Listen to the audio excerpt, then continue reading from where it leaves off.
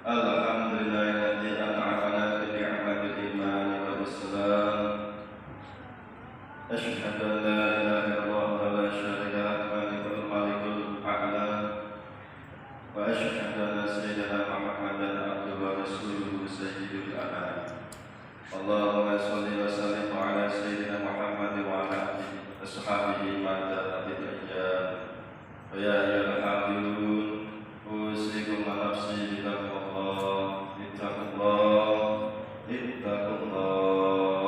Ittaqullah la'allakum tuflihun. Jamaah-jamaah yang dirahmati Allah Subhanahu wa taala, marilah kita sama-sama menjalani kehidupan kita ini beserta dengan rasa takwa kita kepada Allah Subhanahu wa taala dan sesuatu takwa, agar kita senantiasa mendapatkan kebahagiaan serta keberuntungan hidup baik di dunia ini maupun di kehidupan yang akan datang, kehidupan setelah mati, kehidupan yang abadi, yaitu kehidupan akhirat nanti. Jamaah-jamaah yang dirahmati Allah Subhanahu wa taala, pada kesempatan yang sangat mulia ini, Khatib akan menyampaikan tentang dampak buruk dari penyakit hasud. Dalam satu hadis riwayat Imam Bukhari Muslim dari sahabat Nu'man bin Bashir radhiyallahu anhu, Rasulullah sallallahu alaihi wasallam bersabda, "Ala inna fil jasadi mudghah, idza salahat salaha jasadu kullu, wa idza fasadat jasadu kullu, ala wa hiya al-qalb." Yang artinya, ketahuilah kalian semua, sesungguhnya di dalam badan terdapat segumpal daging. Jika segumpal daging itu bagus pula seluruh anggota badan. Tapi jika segumpal daging itu rusaklah semua anggota badan. Segumpal daging itu adalah hati. Maksud daripada hadis ini adalah bahwa setiap orang mempunyai hati. Jika hatinya baik, maka akan melahirkan sikap dan perilaku yang baik dan berpotensi membangun. Namun jika hatinya itu rusak, maka akan melahirkan sikap dan perilaku yang rusak dan berpotensi merusak. Karena hati ini ibarat suatu negara atau kerajaan adalah pusat pemerintahannya, yang memerintah seluruh anggota tubuh. Kenapa hati ini bisa rusak? Hati rusak karena terjangkit penyakit yang aktif.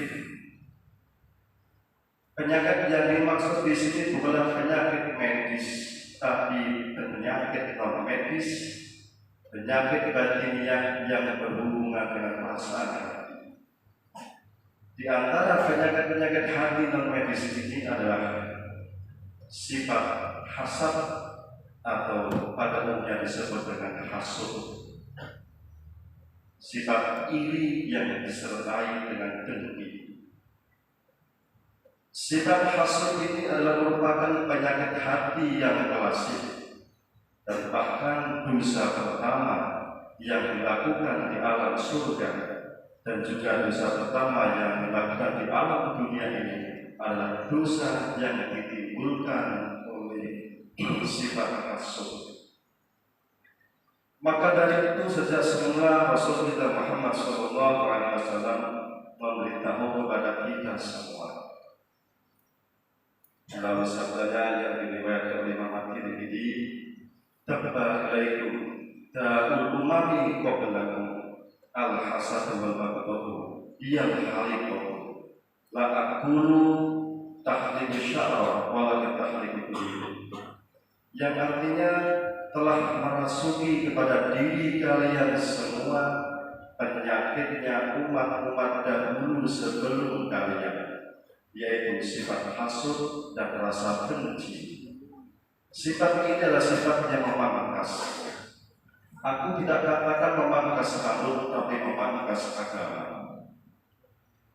Dari hadis ini bisa kita simpulkan bahwa sifat hasud dan rasa benci adalah bagian dari penyakit hati, dan setiap orang pasti ada yang namanya hasud dalam hatinya.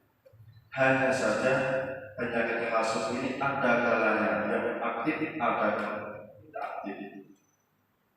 Jika bisa menguasai maka akan pasif, tapi jika tidak menguasai maka sifat hasud ini akan aktif.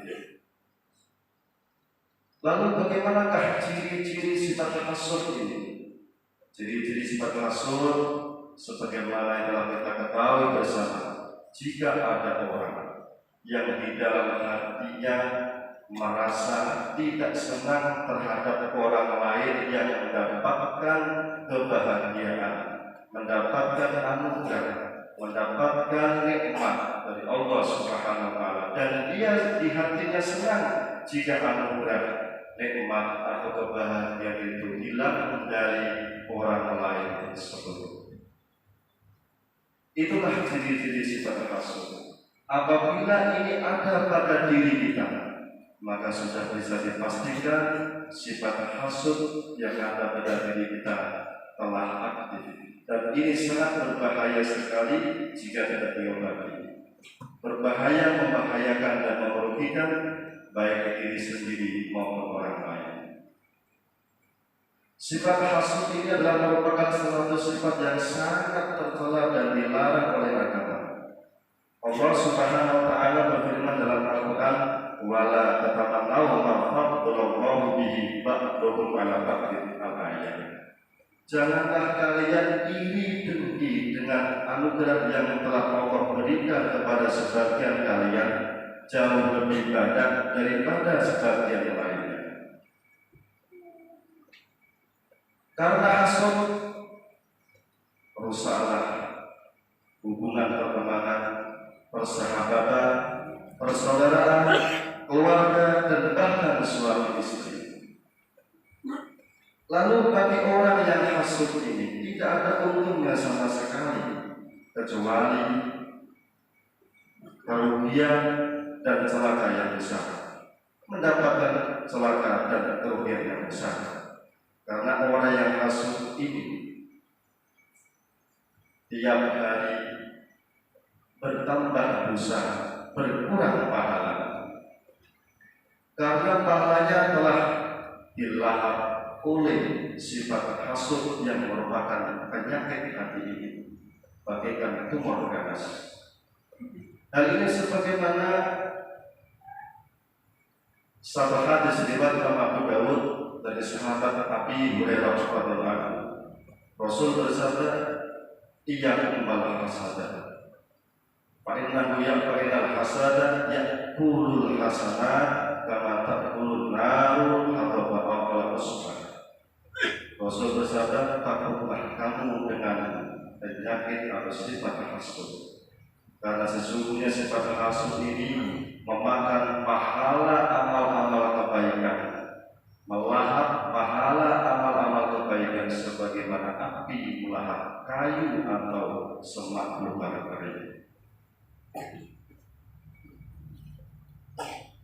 Dan jika sifat hasud ini sudah sampai puncaknya, hasud ini akan mendorong empunya melakukan kejahatan untuk menzalimi orang yang dihasudi, agar kebahagiaan, kenikmatan, anugerahnya hilang dari orang yang dihasudi.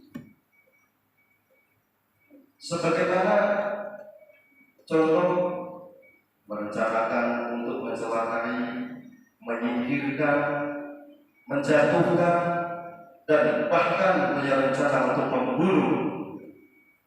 Ini karena sifat hasud, sebagaimana yang dilakukan oleh iblis alilana terhadap Nabi Adam alaihissalam, sebagaimana yang telah dilakukan oleh Qabil terhadap adiknya Habil, dan sebagaimana yang dilakukan oleh saudara-saudara Nabi Yusuf terhadap beliau, dan lain-lain sebagainya. Dan jika ini sifat hasud, dampak keburukan, rusaknya sifat hasud ini ketahuan, maka yang berlaku buruk akan berhadapan dengan hukum pidana. Dan jika tidak tetap, maka akan mendapatkan ancaman dosa dan siksaan yang berat dari Allah Subhanahu wa Ta'ala. Inilah daripada bagian-bagian afat atau dampak buruk akibat daripada sifat hasud yang merupakan salah satu penyakit hati yang kronis. Lalu bagaimanakah caranya atau kiat-kiat apa untuk menyembuhkan dan mengobati sifat hasud ini? Kiat-kiat untuk mengobati sifat hasud ini diantaranya yang pertama adalah perkuat dan pertebal iman kita, sehingga kita yakin seyakin-yakinnya bahwa semuanya yang terjadi adalah atas kehendak dan kuasa Allah Subhanahu wa Ta'ala. Pendek kata, sudah takdirnya, sudah bagian hidupnya. Karena jika Allah menghendaki kebaikan pada seseorang, pun orang yang bisa mengalaminya. Begitu juga sebaliknya, jika Allah menghendaki keburukan atas seseorang, maka tidak ada satupun orang yang bisa mengalaminya. Kemudian kiat yang kedua adalah selalu mengingat akan dampak buruk dari sifat hasud baik di dunia maupun nanti di akhirat. Yang ketiga adalah selalu mensyukuri nikmat walaupun nikmat itu sedikit. Karena barang siapa yang tidak pandai mensyukuri nikmat sedikit, maka tak akan bisa mensyukuri nikmat yang banyak. Sebagaimana sabda Rasul bersabda, "Faman yasbirul qalil lam yasbirul katsir." Barang siapa yang tidak bisa mensyukuri nikmat yang sedikit, maka tak akan mampu atau bisa mensyukuri nikmat yang banyak. Kemudian yang keempat adalah selalu memandang orang di bawah kita dalam urusan dunia, sehingga kita dapat bersyukur dan terus bersyukur jadi orang yang pandai-pandai bersyukur. Hal ini sebagaimana suatu hadis riwayat Imam Muslim dari sahabat Nabi radhiyallahu Rasul bersabda, "Unduru ila man huwa asfala minkum wa la tanzuru ila man huwa fawqakum wa ajdaru ala asdaru ridwanullahi." Pandanglah orang yang ada di bawahmu, jangan memandang orang yang ada di atasmu dalam urusan dunia. Hal ini lebih bagus agar kalian tidak meremehkan, tidak menyepelekan nikmat-nikmat Allah yang diberikan kepadamu. Kemudian kiat yang kelima untuk mengobati sifat hasud ini adalah mendoakan saudara kita yang menerima kebahagiaan, mendapatkan kebahagiaan nikmat atau anugerah dengan doa yang baik. Dan barang siapa dan bahkan salah satu doa yang sangat mustajab adalah mendoakan saudara sesama muslim diam-diam tanpa sepengetahuan. Di samping ini sangat mustajab juga bagi orang yang mendoakan dengan diam-diam tanpa pengetahuan ini akan didoakan pula oleh malaikat. Hal ini sebagaimana hadis riwayat Imam Muslim dari sahabat Abi Darda radhiyallahu anhu. Rasul bersabda, "Ma min muslimin yad'u li akhihi bi dhurril ghaib illa qala malaku wa laka bismillah."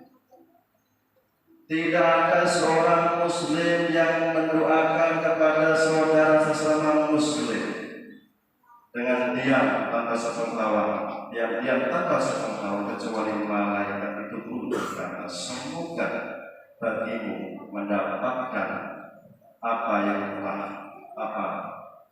yang telah kamu panjatkan." Ini doa malaikat. Semoga kamu mendapatkan doa yang telah kamu panjatkan. Ini merupakan salah satu yang mustajab dan didoakan malaikat. Jangan coba dirahmati Allah Subhanahu wa Ta'ala. Demikianlah khotbah singkat dapat disampaikan. Kurang dan salahnya mohon maaf sebesar-besarnya, dan mudah-mudahan kita semua senantiasa mendapatkan perlindungan dan pertolongan Allah Subhanahu wa Ta'ala agar kita terhindar dan selamat dari penyakit hati yang satu, yaitu sifat hasud. Dan bagi orang-orang kita semua yang telah menerima kebahagiaan, mendapatkan anugerah nikmat dari Allah Subhanahu wa taala, adalah selalu berdoa mohon perlindungan kepada Allah Subhanahu wa taala agar dijauhkan dari orang-orang yang hasad. Sebagaimana di dalam Al-Qur'an Allah Ta'ala di antaranya untuk mengantisipasi bila memperbanyak baca surat Al-Falaq agar terhindar dari orang-orang yang hasad. A'udzubillahi minasyaitonir rajim. Bismillahirrahmanirrahim. Wal 'asri innal insana lafi khusr illa alladziina aamanu wa 'amilus shalihati wa tawassaw bil haqqi wa tawassaw bis sabr. Barakallahu li wa lakum fil Qur'ani wa nafa'ani wa iyyakum bihi ayati rabbika hakim. Wa taqabbalallahu minna wa minkum tilawatahu innahu huwas sami'ul 'alim. Wa aqulu qawli hadza wa astaghfirullah li wa lakum wa lisa'il mu'minina wal mu'minati wal muslimina wal muslimat wastaghfiruhu innahu huwal ghafurur rahim.